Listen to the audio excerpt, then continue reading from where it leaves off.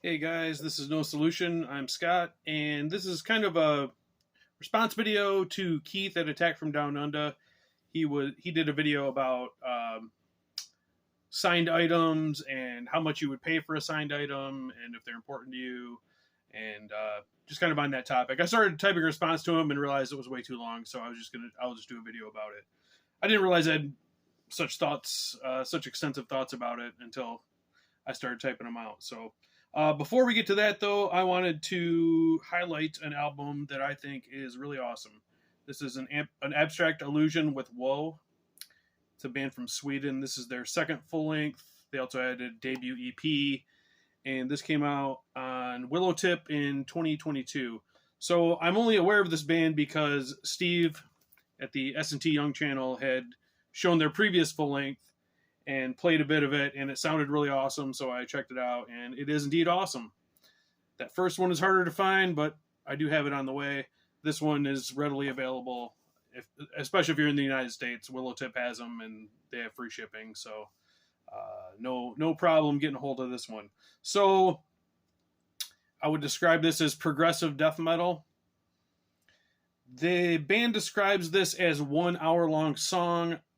I guess you could view it that way. It's split into 7 tracks, and they definitely all could be songs, or if you want to be fancy pants, you could say they're movements of the same piece. But they do all flow into each other, so it is best listened to as one piece of music. Starts out, and it's kind of brutal at first after the little intro part, but then soon just veers off into different directions. We've got a lot of extra instrumentation in there. We've got a clarinet, I believe bassoon at a certain point, some strings, some female vocals in there. After you get kind of into the groove of it, it really just kind of goes off and goes into like these instrumental directions that are just so beautiful and just really almost take you to another world. And while the vocals are cool, they're death metal vocals. There are cleans in there too. I believe there's a guest clean vocalist as well. I really prefer the instrumental parts, and most of this really does focus on the instrumentation and just fantastic musicians. And I really think this album deserves a lot more attention and praise. And if I had heard this in 2022, it definitely would have been on my 2022 list. So I just wanted to shout it out a little bit. I did mention it on Eli's stream, but it was in the middle of an hour and a half stream. I'm sure most people didn't see it. So maybe get a little more attention on leading off a video. So an abstract illusion with Woe, fantastic. Go get a copy, or I'll leave a link below. You can check it out first, obviously, and see if it's something you would be into. All right, signed items. So my knee-jerk reaction when Keith was doing this video was, I don't give a shit about signed items. Who cares?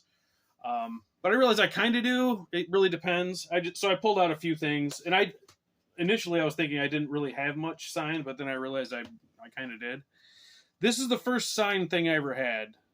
Years of Decay by Overkill, and got a little sticker there. I bought it used at my local shop, so I don't know where it was signed. And obviously nowadays people are worried about it being authenticated or whatever. I don't know why anyone would fake having this signed, but so that was my first signed thing, and at the time I thought it was pretty fucking sweet. Oh, I didn't pull one out. Can I reach it from here? Then I was going to focus on things that I had signed, like in person. And the first thing was Prong, Prove You Wrong.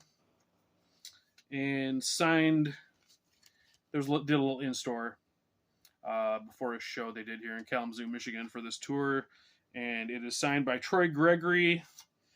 And who's the other guy? I can't remember. Oh, Ted Parsons, kind of more famously of the Swans, was the drummer on this album. Tommy Victor did not show up for the signing, so I don't know what that was.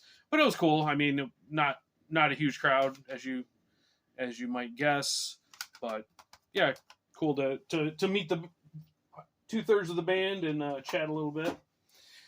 After that, what was my next signing? I believe it was this, the Black Sabbath reunion album.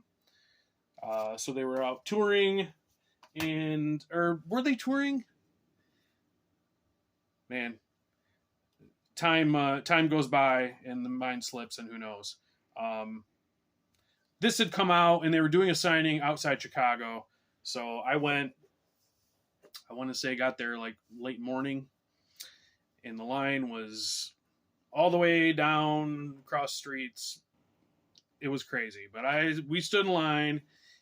Hours later, at a certain point, somebody came out and like put a cone down, like 5 people ahead of me, and said, "Yeah, this is going to be the end of the line. They're not going to be signing after this." But I already been there for hours, so I was like, "Well, let's see what happens." And to Black Sabbath's credit, they stayed, and I believe they signed for everybody who was in line.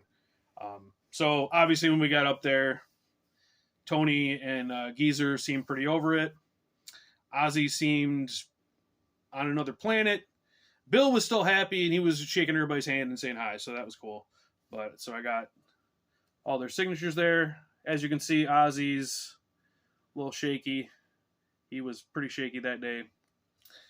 Don't know what he was on or wasn't on or coming off of or whatever, but that was cool. But it was a full day. I mean, by the time I got out of there, it was after 6 o'clock, I think. And I remember thinking, like, this was cool for the original lineup of Black Sabbath to kind of meet them and get this signed, but I will never do that again. So the next time I stood in line for a signature was at Milwaukee Metal Fest 98, and that was for Merciful Fate. They were doing a signing. I just have this cheap, shitty frame, but so it was the Dead Again tour, so that lineup on here. Couple hours probably stood in line for this, and again, when I was done with that, I was like, yeah, I mean, it was neat. You know, I got to shake King Diamond's hand and Hank Sherman's hand. Kind of a funny thing was, like, I was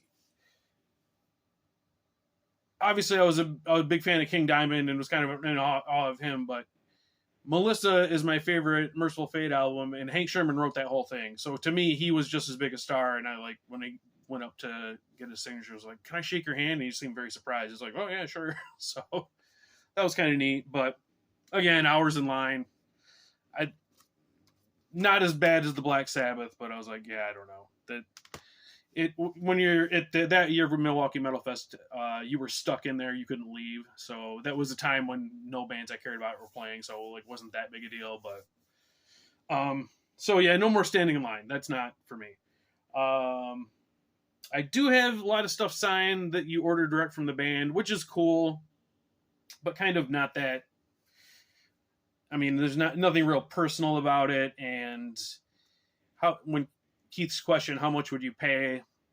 Not much, maybe 10% over what I would pay anyway. An example being, this is the most recent Marillion album, An Hour Before It's Dark, and see, it's got the signatures on it. I think it was like an extra $5 to $10, and this sold for $50. So I was like, I'm in for $50 already. I'll get it signed. That's cool. They have been doing art prints for their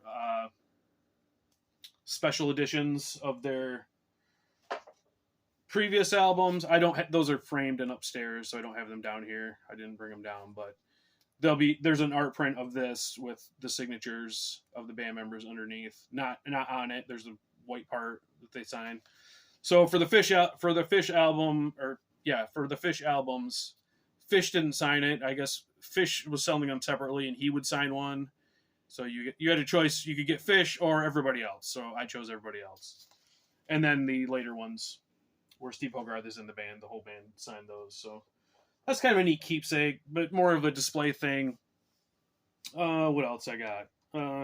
Just kind of example of it. This just came signed. There was no other option for it. This is the first 4 Anneke van Giersbergen solo albums that I didn't have a few of them, and this was the easiest way to get them, and she signed it, and she put a heart there because she's my girlfriend.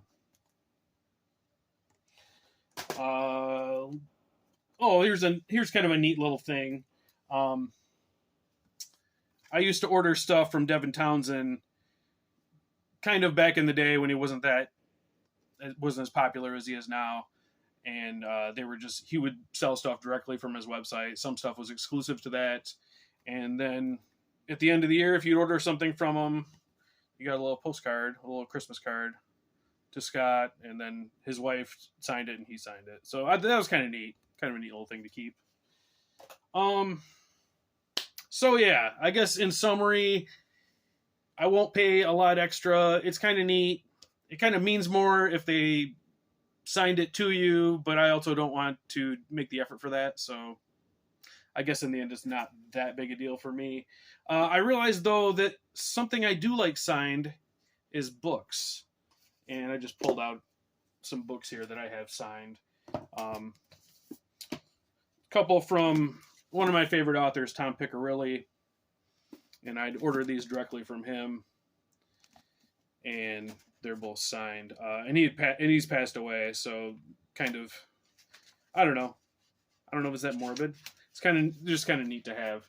If you don't know Tom Piccirilli, he's hard to describe. Horror, but with a very surreal edge to it. And then he kind of moved more into like crime fiction, but there's still that kind of surreal, like poetic edge to a lot of his stories that is really neat and unique. Yeah, I would recommend any of his books, but this, I believe, was his last novel that he put out before he passed away, and signed there with the date. Another author that I really love, and I've never met him in person, but we've talked quite a bit. I do consider him a friend, which is weird to say for somebody you've never met, but he's put me in the dedication of some of his books, which is really cool of him. This is a reissue of one of his books, Humanity is the Devil. And for this reissue, he'd asked people if they wanted to write some words about it. So, yeah, he called it Witness Statements. And there's a few people in there. And he included my little kind of write-up that I did about it, which I really appreciated it. Thought it was really cool to have in there. And that he thought enough about it that he would put it in his book. And another one from him. He does a lot of limited edition books. So Jordan Crawl. Did I mention his name? Jordan Crawl. He is... If you know the Bizarro genre, that's kind of where he started. And he moved way more into a surreal direction, kind of stream of consciousness. Think if you're familiar with the J.G. Ballard, kind of in that vein, but definitely with his own spin on it. Deals a lot with kind of mental health and stuff like that. But this one, for everyone who ordered this book, he did like original illustrations and little narrations about it. And I was in the acknowledgments in that too. So I don't know, for some reason that means more to me than having a record signed. So